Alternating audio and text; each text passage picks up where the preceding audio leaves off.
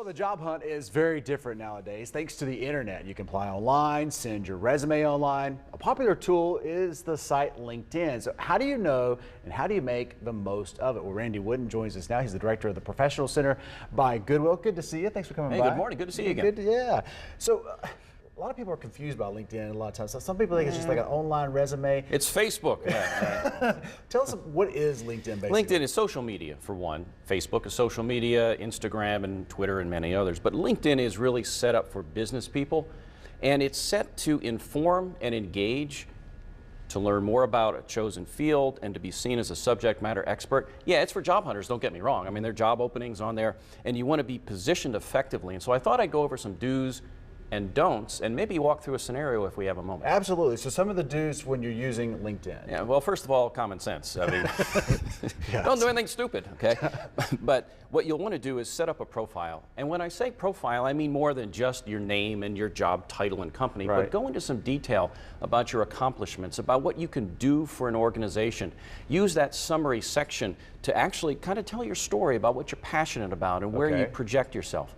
When it comes to a photo, Right. big thing. Yeah. It's social media. You gotta have a photo. Right. So make sure it's a head and shoulders shot. It needs to be professional like Randy's is. Ideally, well, that's a handsome man. That's been, how long ago is that? That's a good thing about being bald, is nobody can tell. But notice that it's a head and shoulders shot. Right. The background is solid, so it's Okay. not a social setting like Right. a wedding reception. You can see the person. You want to see a warm smile. It's Gotcha. inviting. So that's important to A do. professional image, not a candid one. Correct. Yeah, you really want to do that. You want to make sure that you've attached your resume to the summary. So Okay. somebody can click on the resume and truly see you in resume format. There are a number of things. Another thing too is the invitation to connect. I get so many what I'll call generic template Right. invitations. I like to add you to my network. Take the time to customize it. And again, I do a 2-hour workshop, so we're taking about 2 hours worth of talk into put it about on a a couple 4-minute, minutes. a couple minute segment here. There's a customized URL that you can use, and again, I can go into more detail, but you can put that then on your resume. You can customize it to your name, maybe put it on your email signatures. Just a number of things that you can do to look good when somebody is out looking for people. Gotcha. Okay, so let's talk about some of the don'ts. I just had this the other day. I get a lot of requests from people I've never met because they've heard about our program, they're Right. job hunters, and so I'm more often likely to accept them. I always send them a follow-up note, how can I help you? Gotcha. Well, I get this about foot-long message in my inbox. It's a sales pitch about how great he is and how great his company is. So don't do that. Take the time to customize the invite, and when you first connected to somebody, don't request a recommendation. Don't endorse them for all these skills. I don't know who that person is. Take time Gotcha. to get to know and engage with them. Gotcha, because I get a little confused. I get these recommendation requests all the time, and I don't quite understand. But basically, they're asking for a recommendation, an endorsement, basically, of Yeah, their there's some skills. different, you can endorse people for skills and you can get a recommendation. A recommendation, by the way, would be somebody like you recommending me, let's say, for some voice work that we did years ago Okay. in the same organization. Right.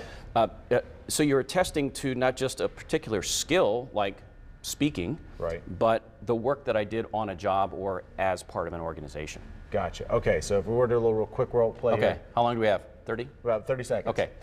Let's say there's this fictitious John Doe in the middle. Okay. And I want to work for Fox 8, and you're the general manager. I go on, yeah, see, you got a promotion. I did. Just kidding. You can thank me later.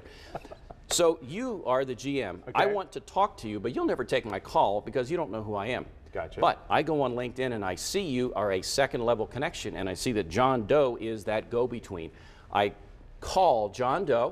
I say, John, could you introduce me to Chad? Send an email to you, copy me on it, introduce the two of us.